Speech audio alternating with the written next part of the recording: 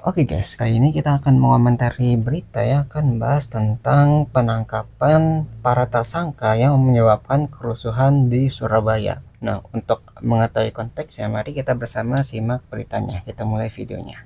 Sebanyak 33 orang ditetapkan jadi tersangka dalam insiden unjuk rasa yang berujung ricuh di sejumlah titik di kota Surabaya, Jawa Timur. 6 diantaranya masih berusia di bawah umur dan akan mendapat Masih pendampingan dari anak Balai kecil ya. Pemasyarakatan atau Bapas. Dalam penangkapan ini, polisi juga mengamankan sejumlah barang bukti seperti bom molotov hingga lukisan wajah mantan Gubernur Jawa Timur, Soekarwo. Adapun para tersangka melakukan penyerangan terhadap aparat, merusak pos lantas hingga membakar gedung Gerahadi. Jurnalis Tribun Jatim, Menyebabkan Tony Hermawan kerusakan. akan melaporkan informasi lengkapnya untuk Anda.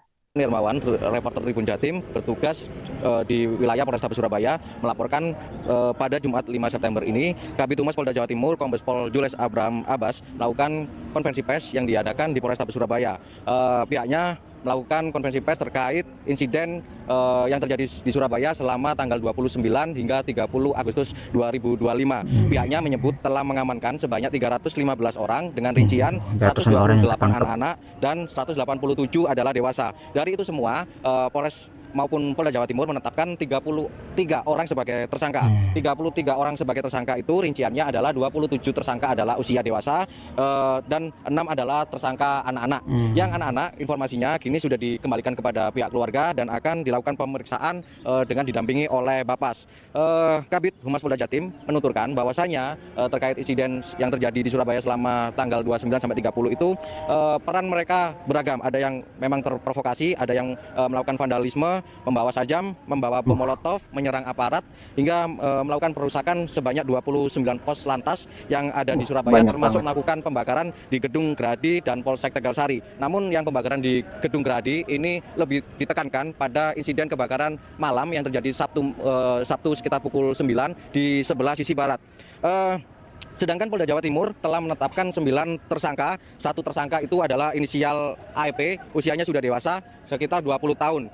AEP ini berasal dari Maluku yang berdomisili di wilayah Sidoarjo. Peran AEP ini adalah membuat 5 bom molotov, kemudian mengajak 4 anak di bawah umur dan mengajak sisa anak di bawah umurnya untuk melakukan eksekusi, melakukan pembakaran. Gitu. Jadi dia ngebawa 5 nih. Nah, dia pegang satu, yang 4-nya itu dititipkan ke anak yang masih di bawah umur yang terprovokasi gitu supaya melakukan aksinya. Gitu. Jadi kalau mau melakukan kejahatan biar apa ya, bareng-bareng diserahkan pada orang atau anak kecilnya. Jadi anak kecil ini kayak yang ikut-ikutan, yang nggak tahu apa-apa, tapi ikut merusak kan jadinya. Jadi bukannya menuntun atau menjadi teladan yang baik, malah memprovokasi, mengajarkan hal-hal yang buruk gitu kan, mengajarkan kekerasan dan pengerusakan serta pembakaran pos-pos yang penting. Tadi kan bangunannya dibakar, fasilitas umumnya ada yang dirusak dan sebagainya. Ya itu nggak bagus sekali ya, nggak bertanggung jawab lah, terus sampai menyebabkan kerusakan yang parah seperti ini ya. Gerahadi. Sebelum melakukan pembakaran di Gedung Gerahadi, mereka melakukan berkumpul di lapangan Bumi Cabean Asri Sidoarjo. Mereka sepakat membuat bom molotov hingga akhirnya rencana mereka berhasil dilakukan pada tanggal 30 Agustus sekitar pukul 9. Barang-barang yang diamankan dari para tersangka itu diantaranya adalah 3 bir Singaraja, kemudian 3 handphone dan sejumlah sepeda motor. Dari aksi penjaraan, polisi juga melakukan penangkapan kepada aksi penjaraan yang dilakukan 2 tersangka MLM usia 19 tahun juga, dan MR usia 17. Yang keduanya merupakan warga asal Surabaya. Polisi menekankan bahwa MLM dan MR ini melakukan penjaraan di Gedung Gerahadi sebelum terjadi kebakaran di sisi barat yang terjadi pada Sabtu malam. Kemudian soal penganiayaan, polisi juga menetapkan sebagai tersangka yaitu EKA, inisialnya 19 tahun, warga Kerembangan. Dia perannya yaitu mengendarai sepeda motor kemudian menabrak anggota yang sedang bertugas menjaga di pos kepolisian di wilayah Taman Bungkul. Kemudian TSK. Ya. Jadi bayangin tuh ya. Jadi orang lagi bertugas sedang mengamankan supaya tidak terjadi eskalasi yang lebih parah. Sekarang malah diserang tuh, ditabrak. Jadi nggak cuma dari masyarakat yang rugi, tapi dari aparatnya juga kesulitan gitu ya menangani orang-orang seperti ini yang menyebabkan kerusuhan yang harusnya nggak terjadi. Bayangin lagi kerja terus ditabrak pakai kendaraan, kan nyusahin kan, bahkan mungkin bisa menyebabkan luka juga gitu ya bagi yang sedang bertugas gitu.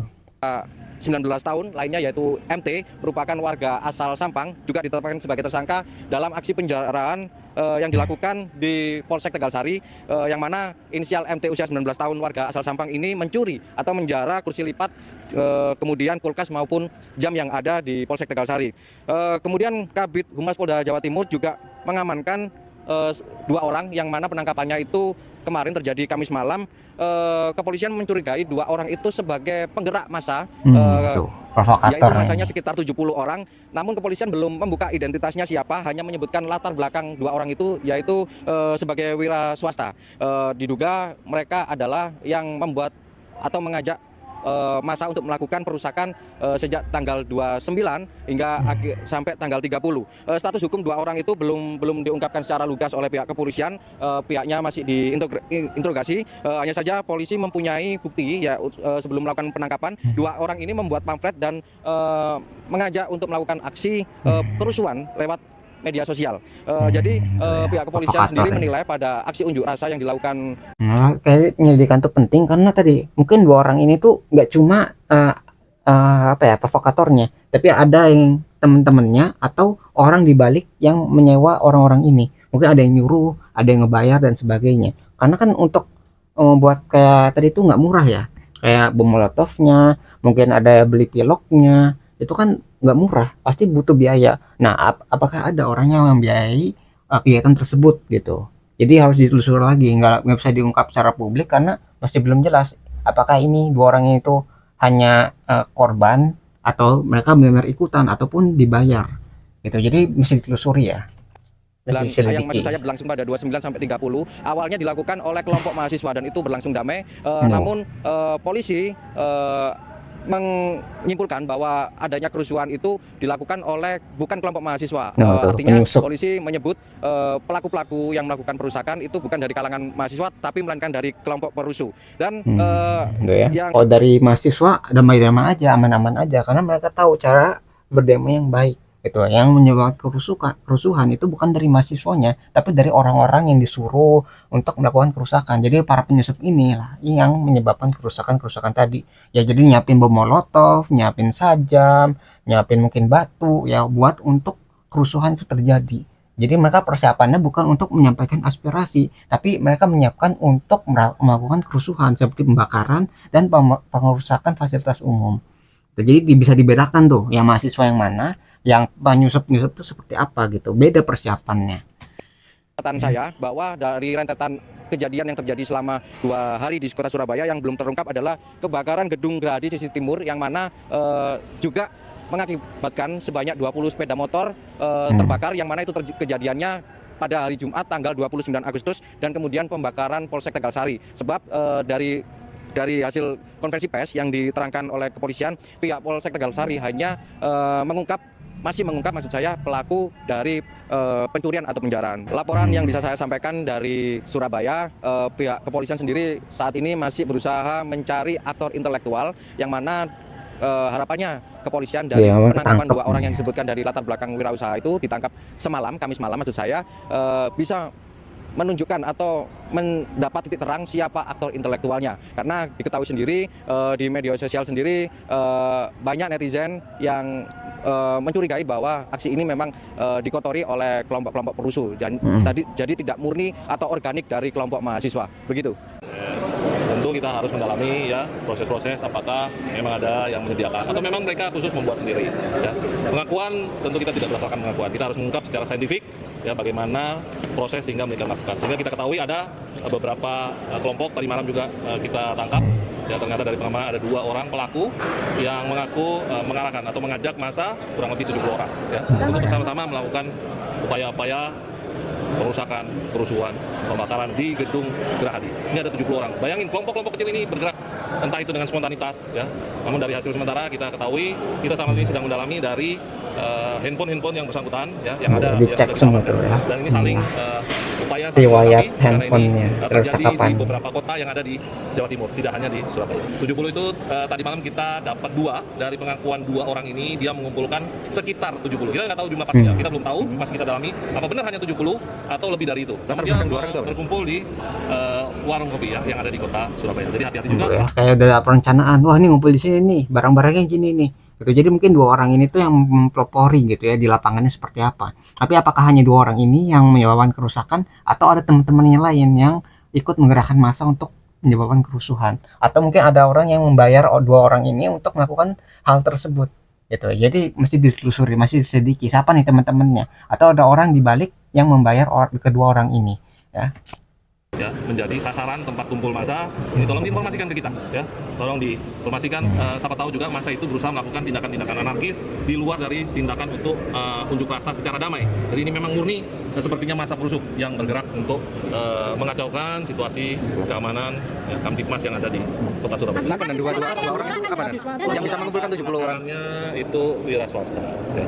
Keduanya wira swasta. Pengakuannya Itu yang mensponsori 70 orang itu untuk melakukan aksi sampai membuat bom molotov atau tidak? dalam arti dia membuat pamflet, menyebarkan, kemudian menyebabkan Provokasi lah. kebencian di media, jadi memprovokasi ya, kegiatan-kegiatan supaya memprovokasi untuk melakukan tindakan melawan hukum ataupun melakukan tindakan anarkis. Artinya aksi kemarin benar-benar ada yang menggerakkan gitu ya, Nan? Ada Aksi yang kemarin ada massa perusuh. Nah, masa yang menggerakkan masa perusuh gitu. Massa perusuh, jadi bukan massa yang melakukan demonstrasi Oh, secara murni.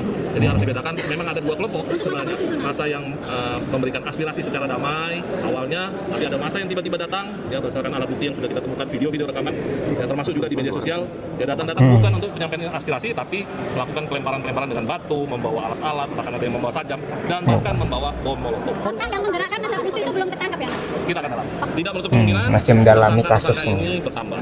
Dan utamanya kami akan terus melakukan upaya pengungkapan dari masa perusuh. Dan AEP itu kan tadi disebutkan tanggal 29 melakukan AEP, tersangka AEP. Tersangka inisial AEP. Tersangka AEP itu kan AEP, AEK. ya bergerak tanggal 29. Apakah dia juga yang bergerak tanggal 30? Yang pembakaran gedung Gerhadi. di sisi barat ini.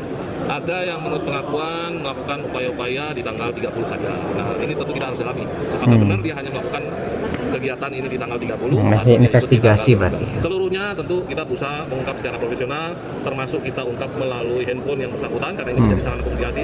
Kemudian mungkin ada akun-akun yang memprovokasi, itu juga kita lakukan pemeriksaan, siapa pemilik akun, siapa menyebarkan, siapa yang berusaha memprovokasi masa perusuh, dan lain sebagainya. Dan untuk Dan otak- bisa didetailkan, otak- 2 otak tersangka yang masa diamankan perusuh itu ini kan berarti tujuannya apa? sudah Memprovokasi. diidentifikasi Gimana? berapa orang, Nan? 2 orang yang diamankan itu terus mengerahkan massa 70 orang itu tujuannya apa? Motivasinya apa? Jadi menurut pengakuan sementara yang bersangkutan ini ada lagi yang Masih ada di atasnya? Atau- yang menyampaikan terkait kegiatan Apa yang bosnya itu nih? masih kita dalami. Jadi dia tidak mengakui bahwa dia murni mengumpulkan 70, namun dia termasuk salah satu yang menyuruh dari temannya yang ditangkap juga untuk mencari mencari tempat titik. Berarti ada yang nyuruh kan? Gimana, Dan? Statusnya saat ini dalam proses. Tersangka atau bagaimana? Ya, saat ini sudah. Karena Tersangka atau saksi? Tersangka atau saksi, Dan? Bisa diproses. karena baru tadi malam kita tangkap. Sehari-hari sebagai ojol melakukan ikut aksi itu apa? Karena Nih kesaksian dari lagi tersangkanya. ramai itu di sosial media yang di driver itu sebenarnya ya nggak salah polisi juga seharusnya akhirnya sebagai bentuk solidaritas gitu atau bagaimana? ya karena itu mahasiswa itu menyampaikan aspirasi dulu, setelah itu setelah agak lama itu chaos, dan itu saat itu saya merusak barrier dan itu tertangkap sama drone. Akhirnya setelah itu chaos, lama-lama chaos kena gas air mata, itu saya pulang dan besoknya kesini lagi saya yang di Polres itu melihat mahasiswa. Sebenarnya saya nggak ikut saya, tapi ingin melihat, nggak sengaja karena saya pasti lagi kerja juga driver ojol. Terus setelah itu pas saya kayak membela polisi juga, jadi ikut menenangkan orang-orang dan juga sempat menangkap maling waktu itu. Cuman ikut menangkap maling waktu itu malah. Waktu Polres sempat. Setelah itu setelah saya tangkap itu saya di pinggir dan itu tiba-tiba di tengah itu udah chaos, udah rusuh. Akhirnya saya ikut polisi menenangkan para demo. Setelah itu saya kan lihat motor saya udah diambil sama polisi, saya kayak dimasukkan diamankan. Nah itu saya samperin, pas saya samperin saya kena juga, pas ditangkap terus di drone ada barang bukti kalau saya itu digeradi ikut juga. Tapi kamu memang ikut melakukan kerusuhan? Iya, waktu digeradi saya ikut. Itu hari apa, Mas? Bisa ditegaskan? Jumat atau 29 Agustus awal awal itu. Kenapa perusahaan? Perusahaan barrier. Barrier. Juga kayak ayo gitu. Kamu menjarah barang nggak? Enggak ya. Enggak ngambil barang. Enggak sama sekali. Mungkin ini adalah warga yang ikut ini ya, terpancing. Jadi mungkin dia tuh ngeliat kerusuhan jadi hanya ikut-ikutan gitu. Padahal kan nggak boleh ada kerusuhan sebenarnya gitu. Jadi bukan pelaku utamanya gitu. Kalau pelaku utamanya itu kan yang tadi mengkoordinir, entah itu dari media sosial gitu ya, memprovokasi lewat pamflet-pamflet gitu kan. Itu mungkin yang lebih utama. Dan ini nih kayak korban aja gara-gara kerusuhan ikut-ikutan hasilnya. Itu padahal nggak boleh apa ya, kita tuh dari demo itu menyebabkan kerusakan. Karena kalau udah ada kerusakan yang rugi adalah masyarakat sendiri yang harusnya menikmati fasilitas ataupun membayarkan perbaikan dari kerusakan tersebut ya.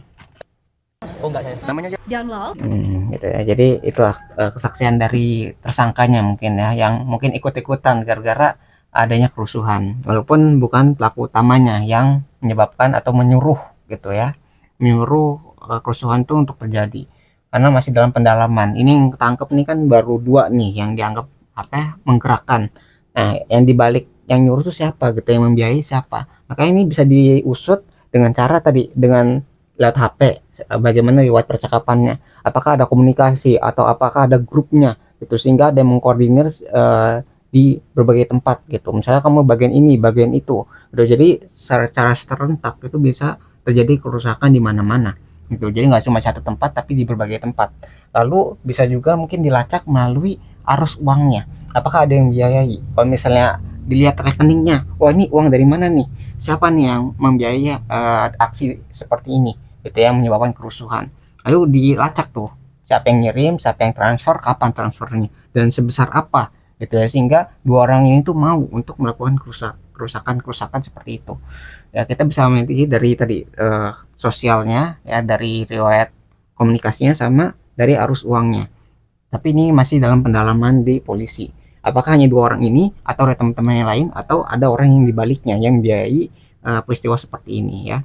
Masih dalam penelusuran lah misalnya. Nah, mungkin itu yang bisa kita pelajari dari berita ini. Nah, kalau kalian tertarik dengan sumber videonya, link sudah saya cantumkan di deskripsi video. Nah, mungkin sekian yang bisa saya sampaikan.